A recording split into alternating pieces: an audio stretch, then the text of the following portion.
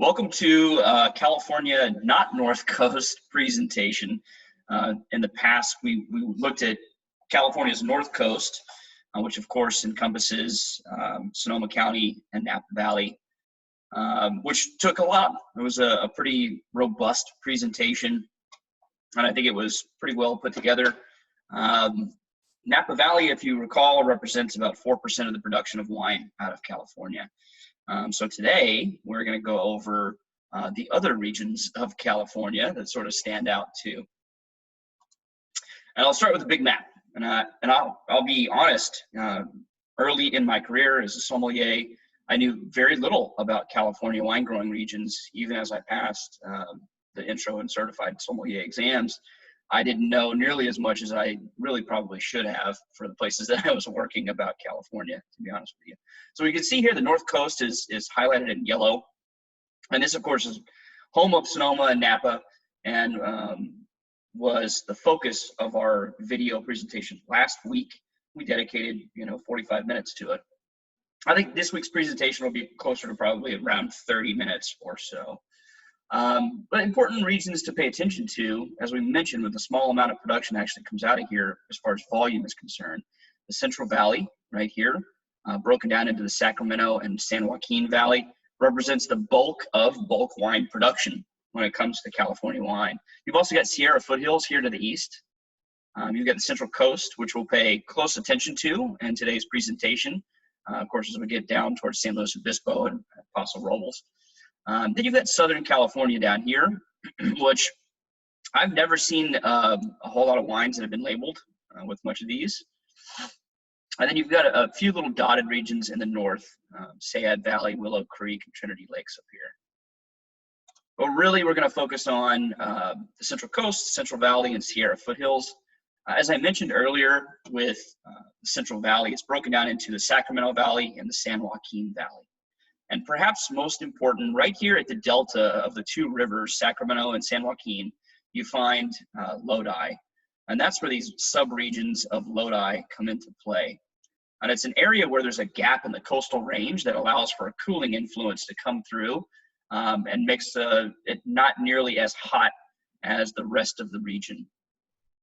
To the east here, you find the Sierra Foothills with some important nested AVAs, North Yuba, El Dorado, Fair Play, the California Shenandoah Valley, and Fiddletown.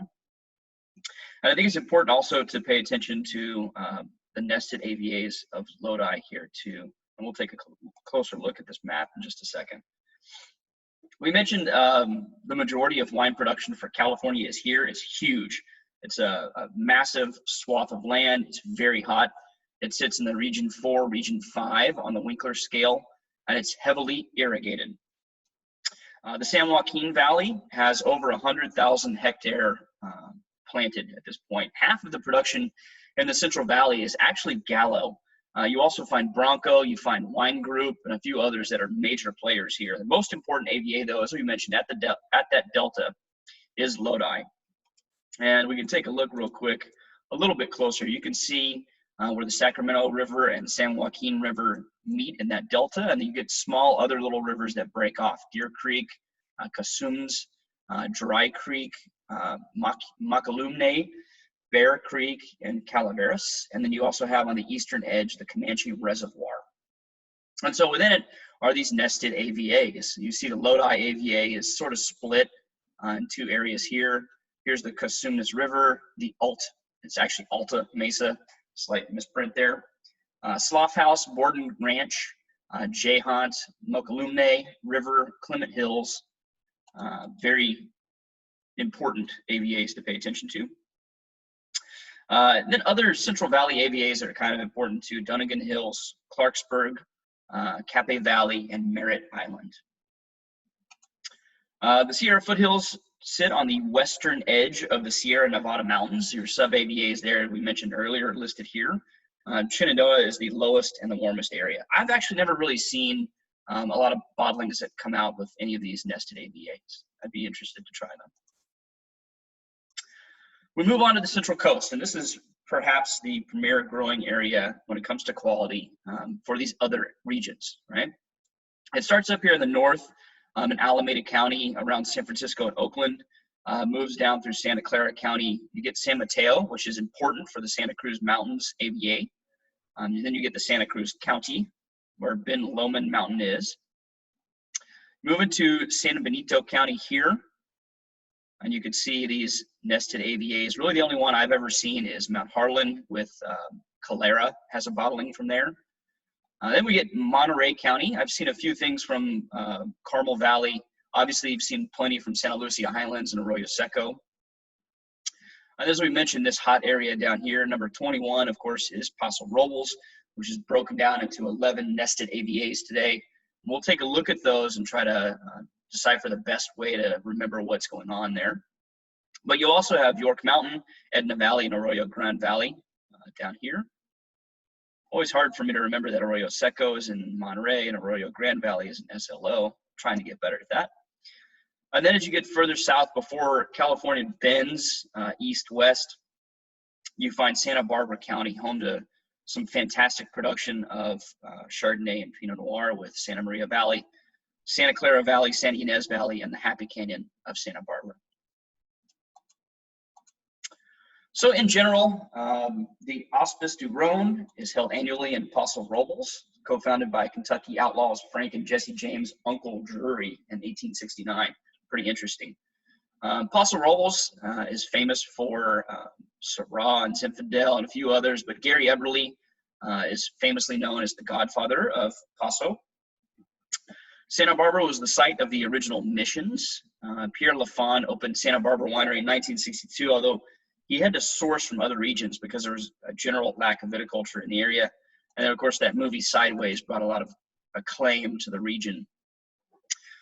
Maritime climate in general, and when we talk about California or marine or West Coast, this is typical of West Coasts and higher middle latitudes of continents. Generally features cool summers relative to their latitude and cool but not cold winters with a relatively narrow annual temperature range and a few extremes of temperatures.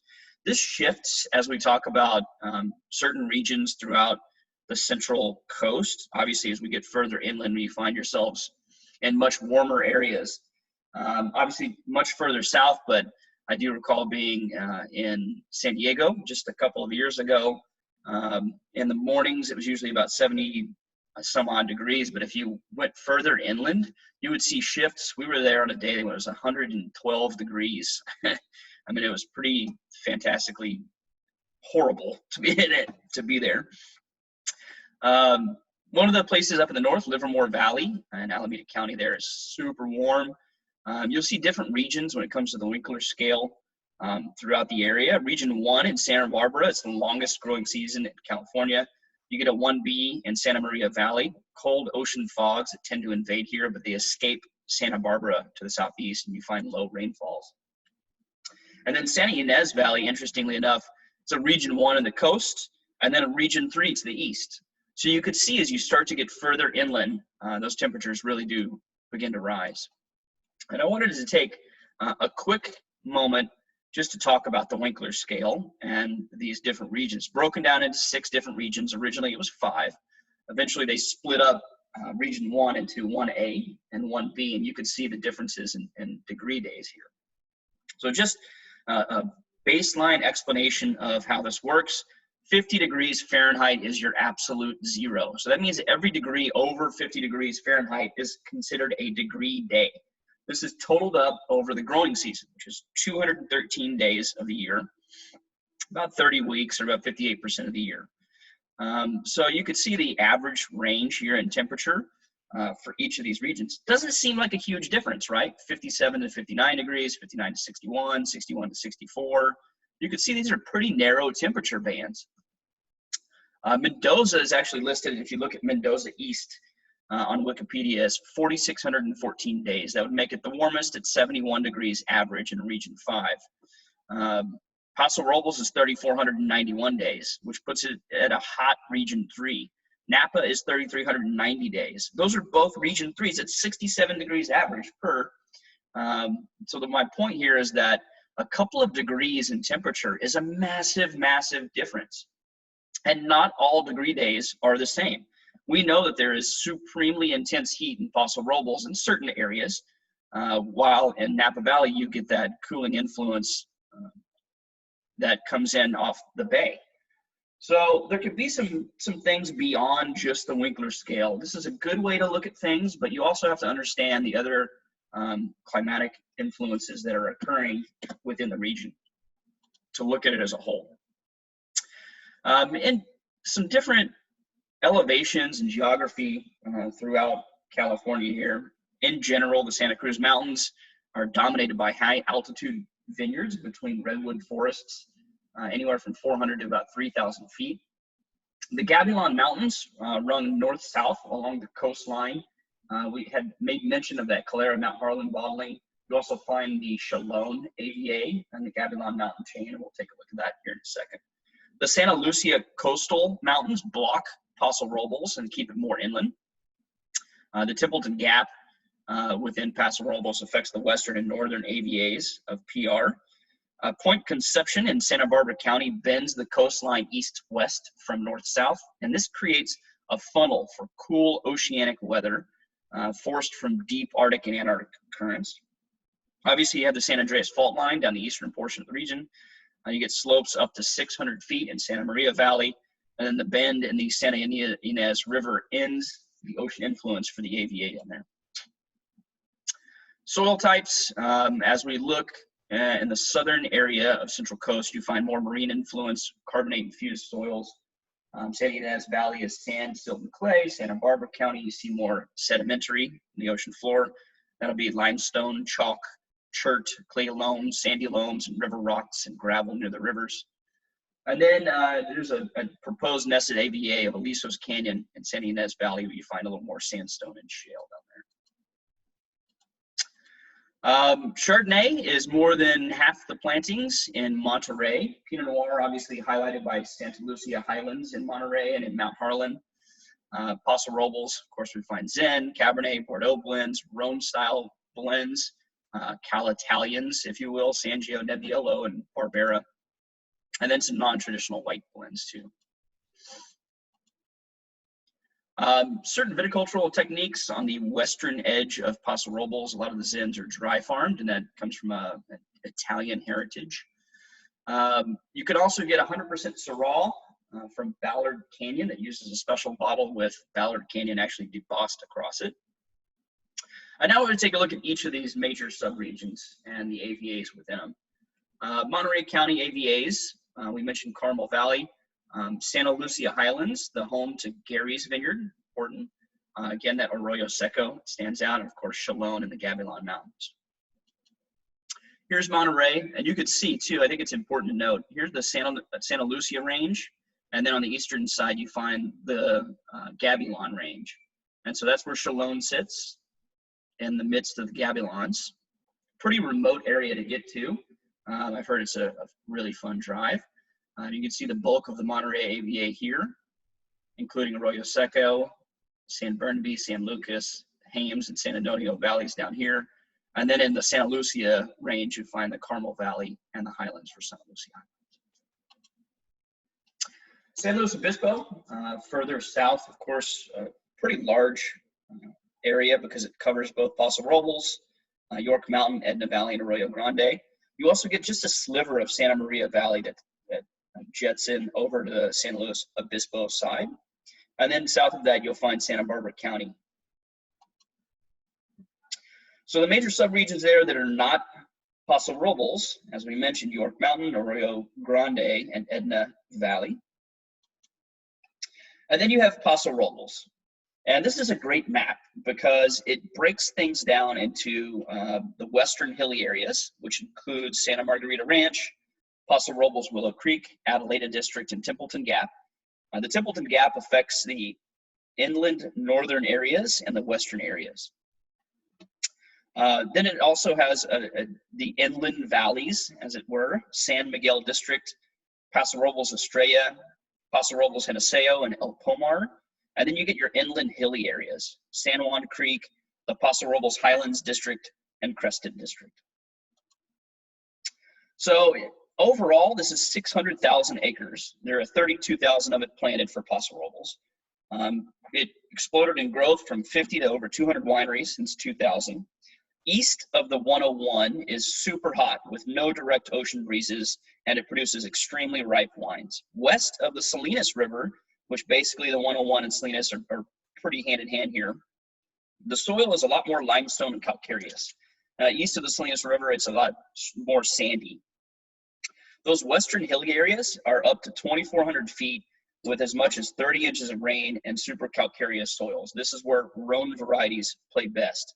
And this is where Adelaida, Paso Robles, Willow Creek, Templeton Gap, and the Santa Margarita Ranch all sit. And that's at 1,400 feet max elevation in Santa Margarita Ranch with steep slopes and alluvial soils. Those inland valleys are a little less elevation, right? They're valleys. They're drier. They sit between 700 and 1,600 feet. Here you find a lot more alluvial, clay, and loamy soils, a lot more Italian, Spanish, and Cabernet Sauvignon. The AVAs here are San Miguel, Paso Robles Estrella, and Paso Robles Geneseo, and El Pomar. Then you get into those inland hilly areas. We start to find elevation again. You get over 1,600 feet. You get much less rain. You get a huge diurnal shift. Here you'll find more Portuguese and Spanish varieties. This is where the Creston District, the San Juan, and the Paso Robles Highlands District are. So if you could break down Paso Robles into these sort of three compartmentalized areas, it can help you to understand what's going on in them. I think perhaps the most important thing to be able to say is that west and east of the Salinas River, we have some major differences, and then the elevations throughout Paso Robles make a difference. Here are all of the nested AVAs within Paso Robles lined up. I don't have a good mnemonic device for this. If somebody does, I would say please share it with the group, put it in the comments. But for me, it's just about breaking them down into the areas. Here's a wine folly map of the Central Coast, and I just like this map because she does a really great job of showing topography in it too. You can see all of the different nested AVAs within PR here. Of course, the other AVAs of San Luis Obispo, and you see these Santa Lucia range coming down. And then on the western side of it, as you get down here into Santa Barbara, nested area sort of that allows for cool oceanic fog coming in. Major subregions for Santa Barbara County. See the Santa Maria Valley in the north was originally established in 1981, but expanded in 2011. It's only got 25 vineyards, but it overlaps slightly into SLO. You saw that. Here you find a lot of Pinot, Chardonnay, a little bit of Syrah. The Santa Ynez Valley, much larger area, and has its own set of nested AVAs. The first of which was Santa Rita Hills in 2001, which was recently expanded in 2016. You also find Ballard Canyon, which is pretty interesting. It's only got 550 acres planted. You find some phenomenal Syrahs here. It's midway between the Santa Rita Hills and Happy Canyon. It's very windy and foggy. You get 2,900 degree days, which makes it kind of a warm region too. This is where Stoltman does a lot of his work. There's some pretty fantastic wines there. You've got the Los Olivos district, which was established in 2016. A much larger area here. This is directly between Ballard Canyon and Happy Canyon. It's a cool region 3, so slightly warmer than Ballard Canyon. You get less fog and shift as far as diurnal is concerned. Happy Canyon, established in 2009. Pretty large area, but less than 1,000 acres are actually planted. It's the warmest climate of the group. It's got very high winds and a high diurnal shift to it, similar to Oak Knoll when it comes to degree days and rainfall. 700 feet higher and windier than some of the other AVAs. You'll find Cabernet, Sauvignon Blanc, and Syrah here. Alisos Canyon, which is still pending, kind of a region 2 to 3, and it sits in the San Antonio River Valley. And we mentioned Santa Rita Hills. 3,000 acres actually planted, and it's a region 1, has elevation between 200 and 1,700 feet. Interestingly enough, though, ahead of grapes, strawberries are the top crop in the area. Grape producers from outside of North Coast. This is a little jumbled. It's from all over California, but in the North Santa Cruz Mountains, you find, of course, Ridge. In Paso Robles, Tablas Creek from Chateaubourg-Castel. You'll also find Eberly, which was the first Syrah in the state. Sanford and Benedict down in Santa Barbara and Santa Rita Hills, and of course Sea Smoke. The original vineyard in Santa Rita Hills was from Richard Sanford of Sanford and Benedict. In Edna Valley, one of my favorite producers, Alban, which produces these great fully ripe Syrahs despite the cool climate. Letitia and Tally in Arroyo Grande Valley. In Santa Maria Valley, you'll find Foxen, Aubon, Clement, Coupe, Cambria, and Presqu'île. And in Santa Ynez Valley, Saca Mesa and Fess Parker. And for those of you that haven't been, check out the region. Go to Santa Maria Valley, go to Santa Barbara. These are fantastic areas to hang out in.